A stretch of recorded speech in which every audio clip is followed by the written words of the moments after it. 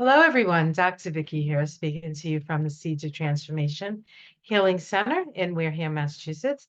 It's time for Taroscopes again. We're going to be doing the Taroscopes for the sign of Aquarius. That's Aquarius Sun, Aquarius Moon, and Aquarius Rising for the month of July 2024. Of course, Aquarius is a co-ruled sign. We have two rulers of Aquarius. We have Saturn, which is currently in the sign of Pisces. For you, Aquarius, that is your second house. And so you've been working very diligently. Saturn in Pisces is the end of a cycle of sorts before it again then moves into Aries, which is the beginning or the start of the zodiac. So there is this sense of a testing of our beliefs, a testing of our dreams, perhaps, and a need to work towards our dreams. And then we have Uranus, and Uranus, of course, is in Taurus. Uranus has been in Taurus since 2018, and we'll spend the whole this whole year in Taurus. It does go into Gemini next year, but I think it goes back into Taurus maybe one more time. But this is the last year that Uranus is in Gemini. Or maybe it doesn't go into. I think it does. I think it does. I don't know if you can hear that. My husband is dragging something up the driveway. Sorry about that. All right. So, oops, Aquarius, excuse me. I just dropped a card. I am using, oh dear. I am using a deck I love using for Aquarius. It's the Voyager deck. I have had it for years. It's very Aquarius to me, but it's been a long time since I've used it for anybody. So lucky Aquarius, you get the Voyager deck. So I'm just going to shuffle it, get some good energy in here, and see what's up for your sign for the month. All right. Of course, not last month, in May, we had your ruling planet, Uranus, make a conjunction to Jupiter in that Taurus, in the sign of Taurus.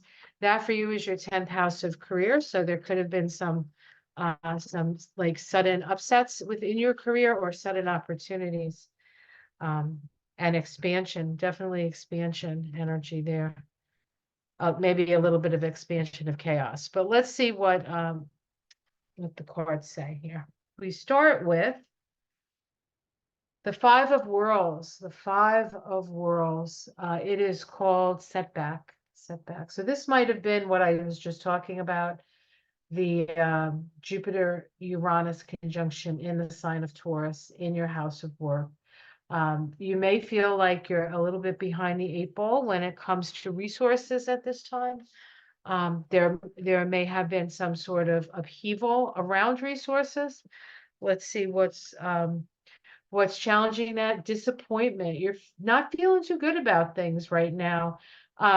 We have the Five of Worlds and the Five of Cups. Five is about change. And, you're not necessarily somebody who is averse to change or doesn't understand what change is because you're ruled by the planet of lightning.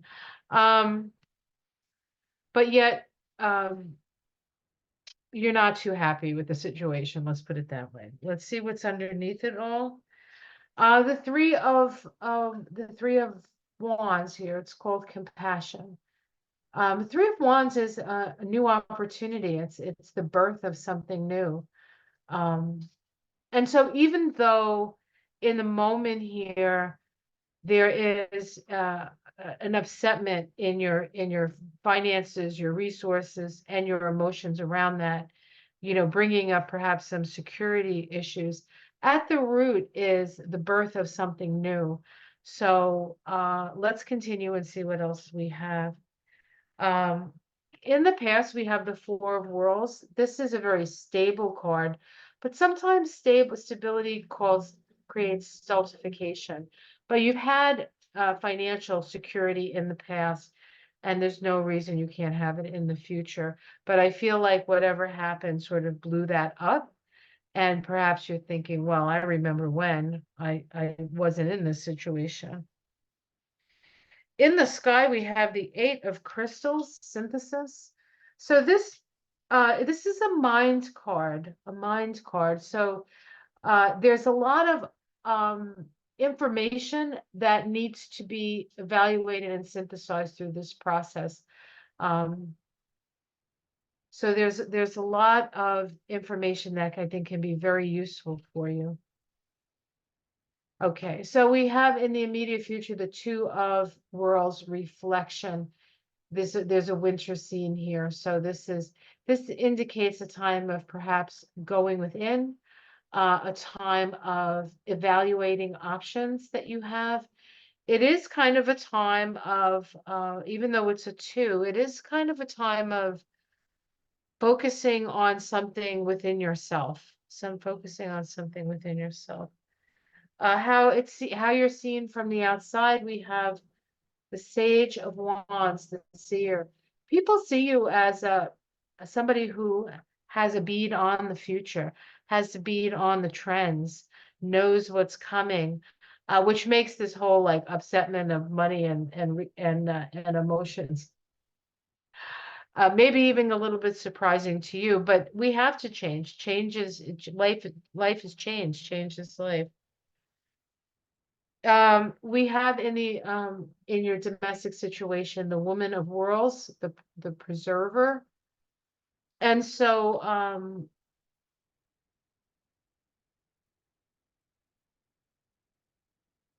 you are standing on firm ground at home here. I don't know if you live with somebody else, perhaps they are helping you to have more financial stability at this time. But if there isn't somebody there, if you are the Woman of Worlds, um, you're safe. You're safe. This is just a temporary upsetment to bring you to another place. I think that's gonna that kind of your next step. But you had to get out of the guarantees of the past in order for you to see the opportunities of the future. Hopes and fears, we have the Nine of Crystals. This is a narrow, what's called narrowness. Um, I don't know if it's I mean, it's a hope and fear card. What I would say is fear is going to narrow your focus. Narrowness. Nine of Crystals, hope and fear. The Nine of Crystals or the Nine of the Nine of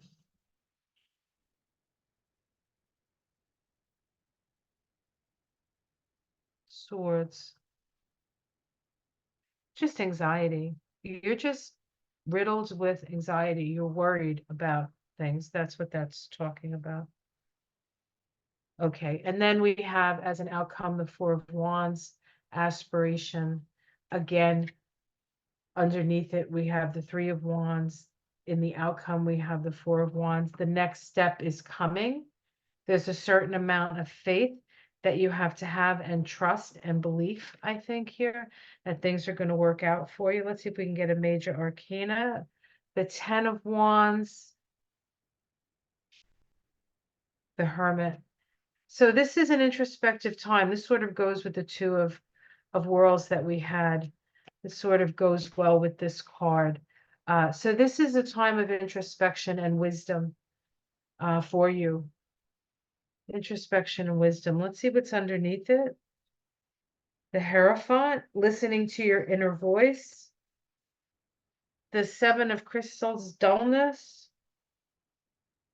And the Inventor, the Man of Crystals. So what this says to me is that I almost feel like your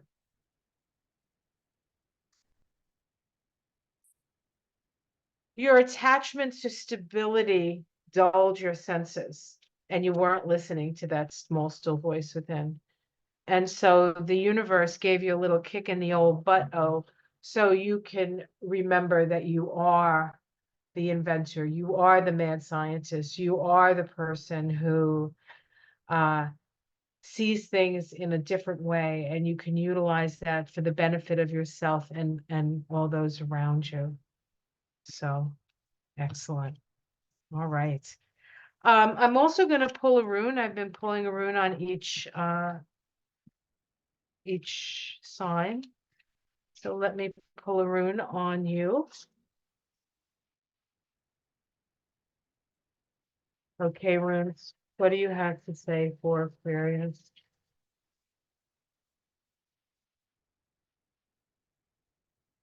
Just watching my husband in the garden.